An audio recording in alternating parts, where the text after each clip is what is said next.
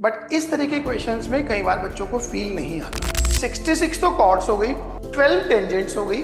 अब उनमें से जो कॉर्ड थी वो 6 कॉर्ड हटा दी जो बेसिकली लार्जेस्ट कॉर्ड डायमीटर बन रहे। इसको अगर आपने 2 बार नहीं सोचा तो ये बेकार हो जाएगा। और ऐसे सवाल जेई में पूछे गए हैं, इनको बहुत फोकस होके ध्यान से करना है।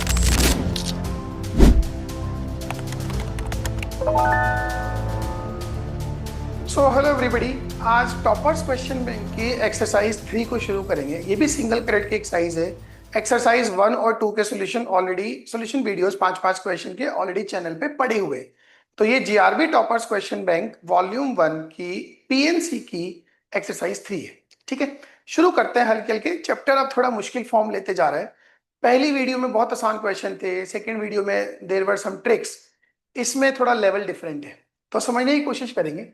The number of ordered pairs mn belongs to 1 to 20 such that 3 raised to the power m plus 7 raised to the power n is a multiple of 10.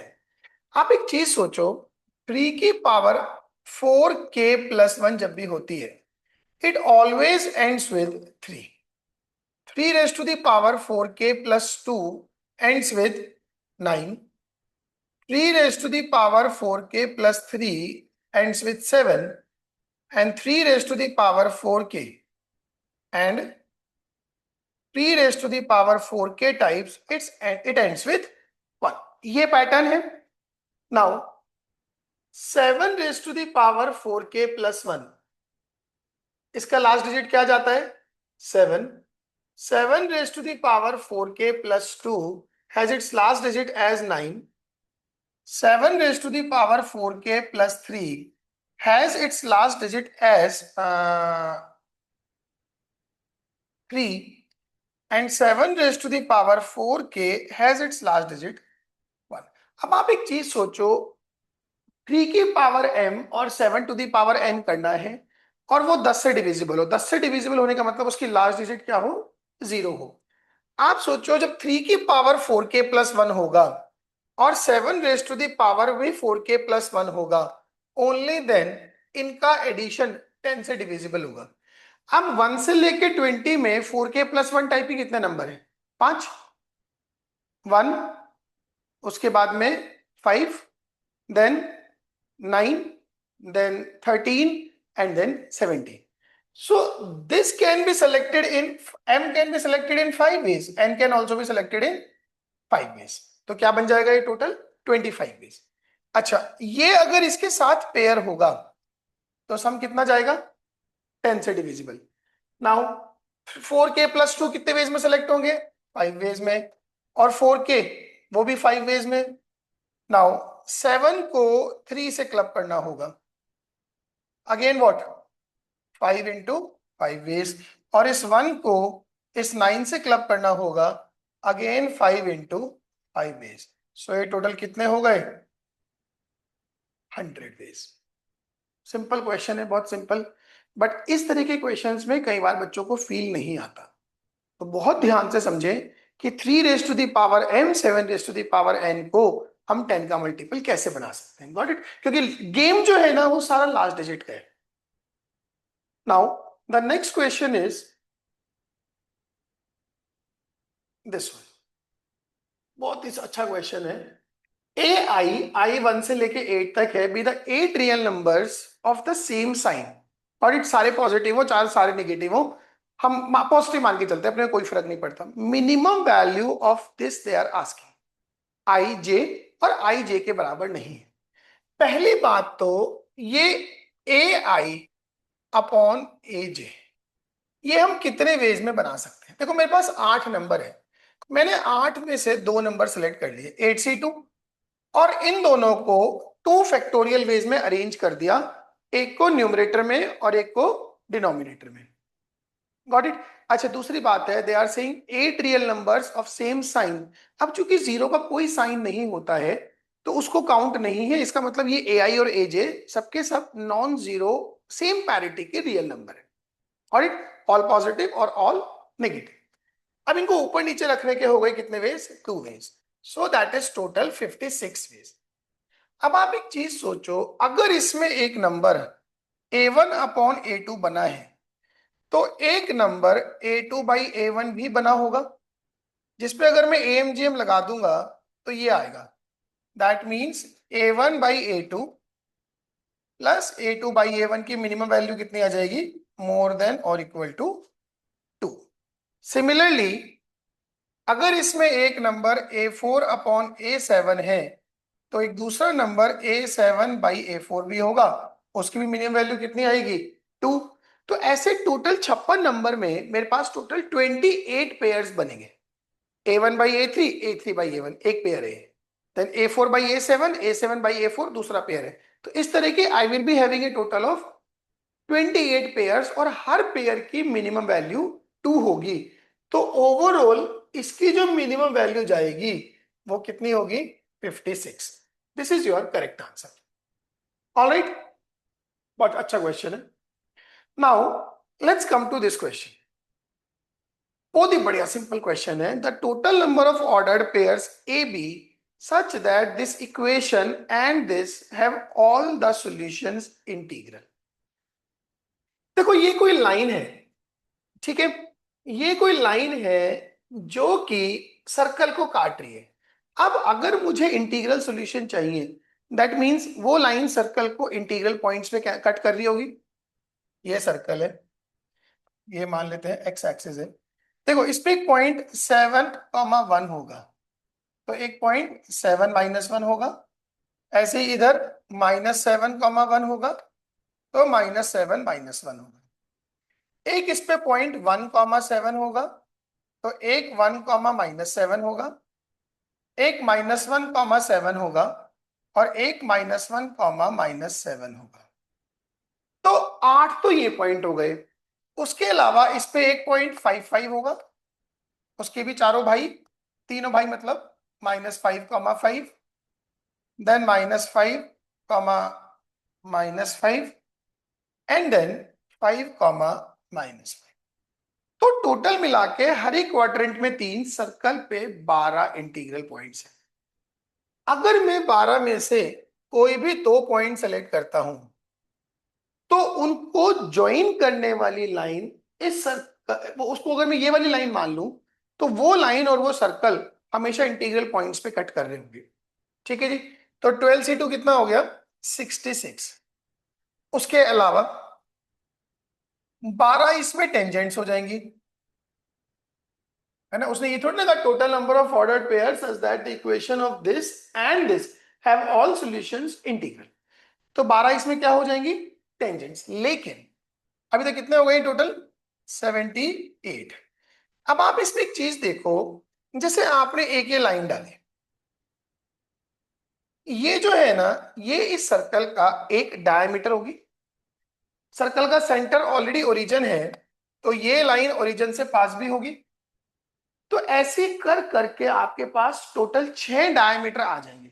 ठीक है, जैसे कि ये वाला आ जाएगा।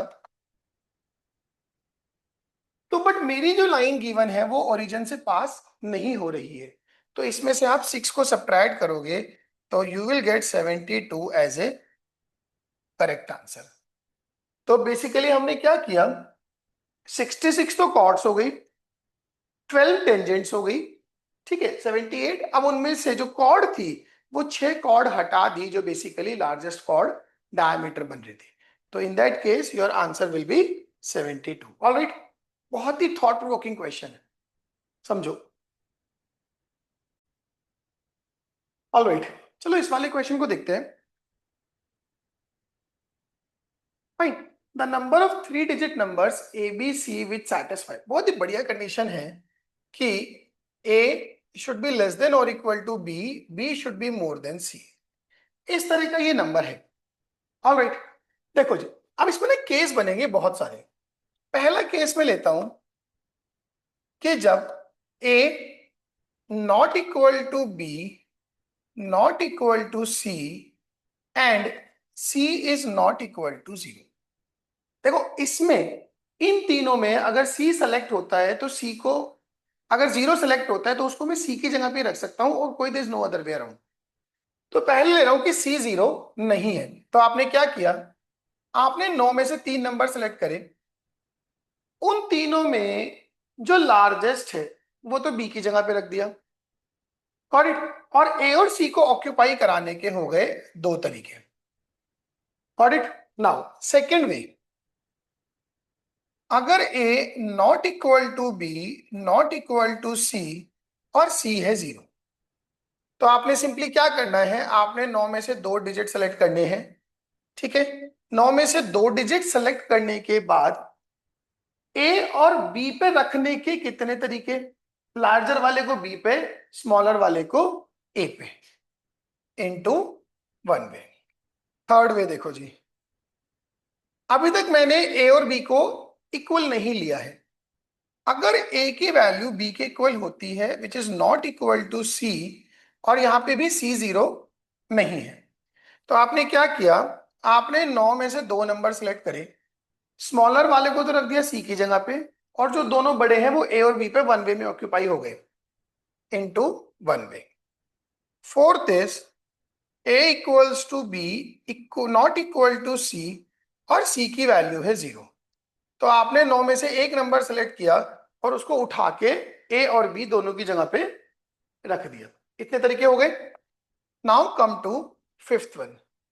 अब देखो बी लार्जेस्ट है, ठीक है, ऐसे सोचो मैं कि ए इक्वल्स टू हो गया c which is not equal to b, तो आपने क्या किया, आपने 9 में से 2 नंबर सेलेक्ट करे, बड़े वाले को तो आपने बी की जगह पे रख दिया और छोटे वालों को ए और सी की जगह पे रख दिया, इनटू 1 वे। 1 2 3 4 5 केसेस हो गए, और सोचते हैं कोई केस बनता है क्या। ठीक है, ऑलराइट। तो देखो, अगर ये जो क्वेश्चन यहाँ पे आपको दिख रहा है a less than equal to b more than c, उसका तो ये आंसर आ गया, twice of 9c3, thrice of 9c2 and 9c1। Got it. अच्छा, बुक में मैंने देखा कि the exact question is a less than equal to b, a more than equal to c, तो बुक में ना ये क्वेश्चन है। इन दैट केस उसमें 2 केसेस और काउंट होंगे। एक तो अगर a equals to b equals to c हो जाता है, दैट इज 9c1 ओनली, और एक 7th केस भी जाएगा, अगर a तो हो जाए b से छोटा but b is more than और इक्वल टू सी, तो आपने 9 में से 2 नंबर सेलेक्ट करने हैं, b और c को तो बराबर कर देना है, तो लार्जर नंबर तो b और c की जगह पे आ जाएगा और स्मॉलर नंबर a की जगह पे आ जाएगा। तो अगर ये केस होता है तो आपका answer sum of all these 7 cases बनता है। Got it. All right, so I hope समझ में आया। इन एनी केस इसका आंसर नन ऑफ दीज ही है। Got it. Now last question is the number of order triplets A B C are there such that A B का LCM हो 1000, B C का LCM 2000 and सी ए का LCM भी 2000। आप एक चीज सोचो,